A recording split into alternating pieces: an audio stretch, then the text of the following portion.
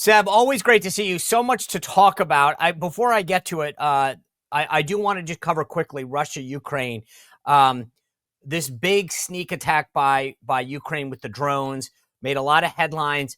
I get why they did it, months in the planning, but I'm not sure that it's going to get Putin to the table in the way that some people hoped he would. What is the latest with the negotiations to get to peace? Look, I actually have the opposite opinion. If you add that operation to the bridge operation that was reported this morning, the underwater detonation, this is very, very impressive. I always like to remind people that when the war started years ago, the global registration of military power that we are very familiar with from the Cold War, the balance of forces, had Russia as the number 2 military force in the world after the United States, and Ukraine was ranked 22nd. You remember the disgraced General Mark Milley, who said Putin's going to take Kiev in 72 hours after the invasion. Well, it's been a few years since then. Not only has Kiev not fallen to Putin, but we have, look, let's be honest here, and this is just all the declassified stuff you can read from the open source reporting. That strike was quite stunning. When I first heard it, I thought, okay, 4 bases. Okay, interesting. That's probably somewhere in the West, and there are 4 bases that are close to each other. Then I got briefed by my daily intelligence briefer, and now anyone can look up, the map of Russia and where these drone attacks occurred. I'm sorry, Sean. It is stunning. I mean, it's basically the expanse of Russia, from Siberia to the wild north, across at least 9 time zones.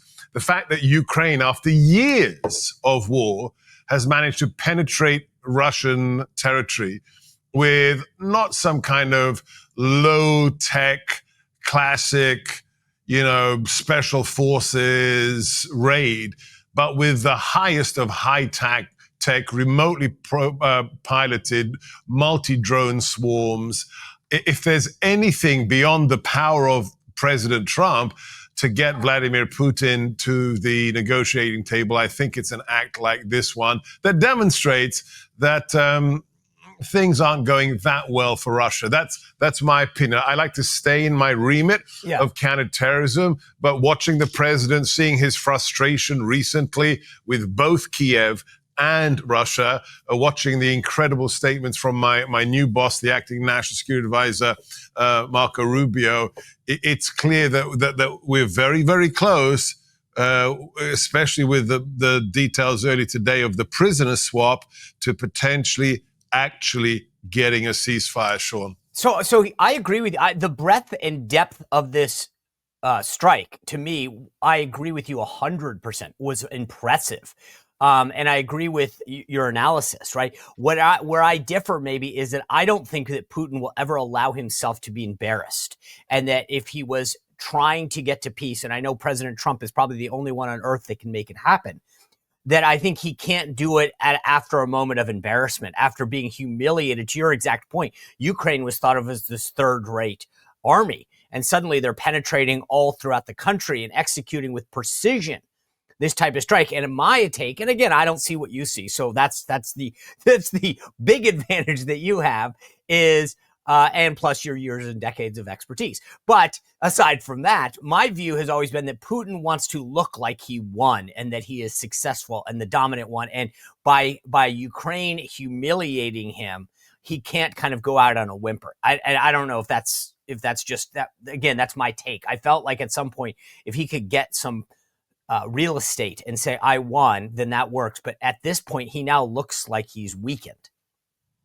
Yeah, I think your general point is well taken, that as a former KGB colonel, he wants to have some version of the ceasefire deal that he can paint, he can distort as a victory for the Kremlin. Look, but he's going to do that anyway.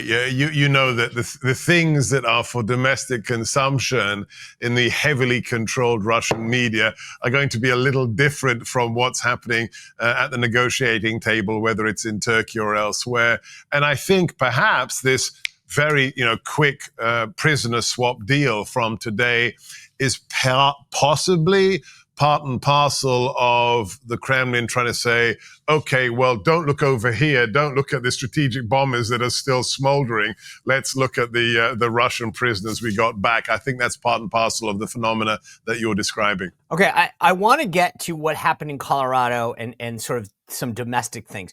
But the reason I led with this is actually because of what you do.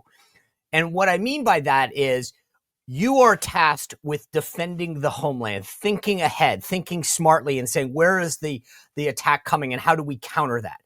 And I look at warfare today. What just happened in Ukraine? The Houthis attacking our ships. What happened when Israel set off that pager, counter strike where all the pagers exploded? And to me, that's Seb Gorka's world right now. How do I think about the next thing that's coming down the pike that's asymmetric, that's not a tank rolling over a border or a plane coming into the airspace, right? It is that kind of counterterrorism that I view you waking up every day and saying, how do I get ahead of or think smarter than the people that want to hurt us? Am I right? So before the cameras rolled, you asked me whether we were doing the 4-hour or the 5-hour interview. We can probably roll it into the 8-hour lecture that I used to do for Fort Bragg for many, many years. But I'll, look, buy my books, Defeating Jihad, Why We Fight in the War for America's Soul. If you want the grad school, documentation, get the books. I'll send you an article I wrote for Military Review that is a kind of summation of what's the reality of modern warfare that maybe you can put in the link for this interview. But let me be really very serious for a second, because this is my belief after more than a quarter of a century of doing this stuff and studying it.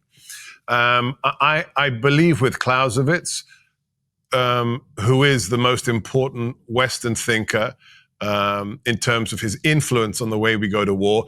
He has some problems. He's not right on everything. But I want everyone who's watching to understand the nature of war never changes.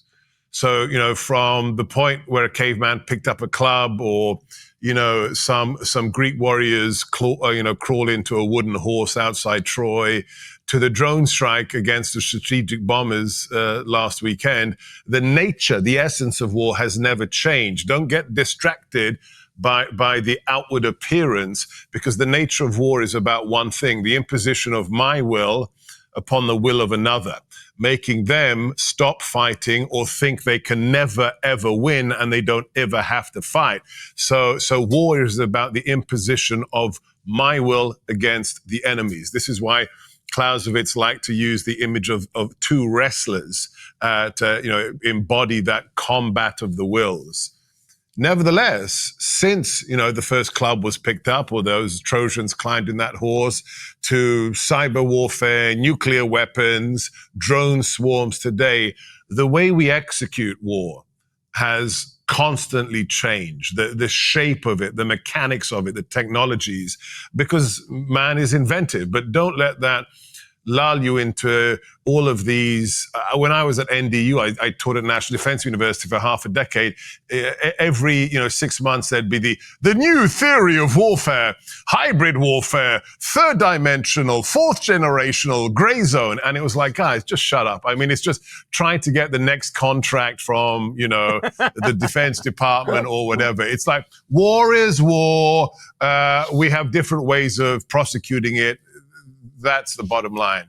Now, to really put it into context for America, nobody can touch us in terms of conventional capabilities. Think of just the metrics of it. We have, and you're an officer in the Navy, 12 nuclear aircraft carriers, okay? 12. China, which is our most significant strategic threat as a nation state, has 1 aircraft carrier that is diesel powered, that it bought secondhand from the Ukraine. A French author said, America isn't a superpower, it's beyond that. It's a hyperpower. Nobody can touch us. Which means what?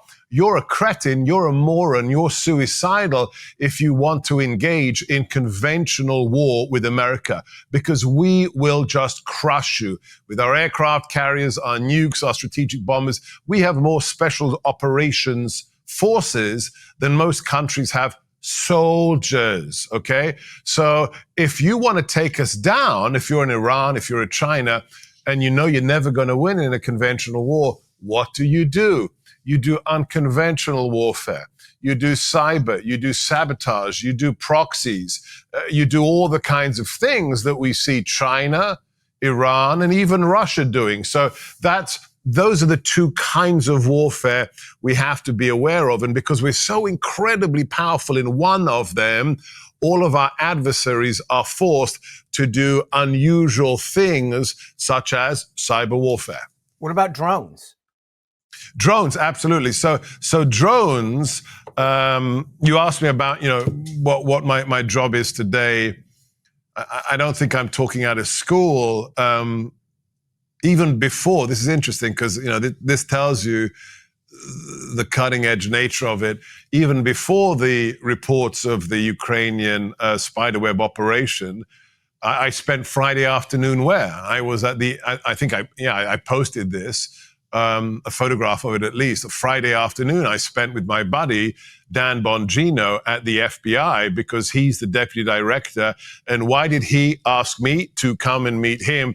Because he found out I am the drone guy in the National Security Council. I've been working since week one for the president, for Susie Wiles, after the events of New Jersey last year, to get us up to speed in terms of protecting the homeland from the drone threat. And I'm not going to say anything more, but stay tuned. Friday afternoon, the 47th President of the United States may or may not be signing something on the Resolute desk that will make us safer when it comes to this threat. So yes, Dan is very seriously worried about it, as am I. You don't have to read the President's daily intelligence briefing. Go online and, type in drones, Ukraine. Even before this operation in Russia, look at the footage from the battlefield in Ukraine of how commercial platforms that can be bought online for hobbyist functions are having mortar rounds put on them, having RPG rounds, grenades, and are being used by both sides to literally litter the battlefield with what is now the king of the battlefield, which we used to call artillery. Well, now it's a very special form of artillery. It is munitions delivered by drones. So bottom line, we are taking this deadly seriously. And this week you will see some significant advancements coming out of the White House, thanks to President Trump. All right, Friday. I'm going to mark that down on my calendar. Well, if you enjoyed this content, make sure to like this video, subscribe, and click the notification bell to get more.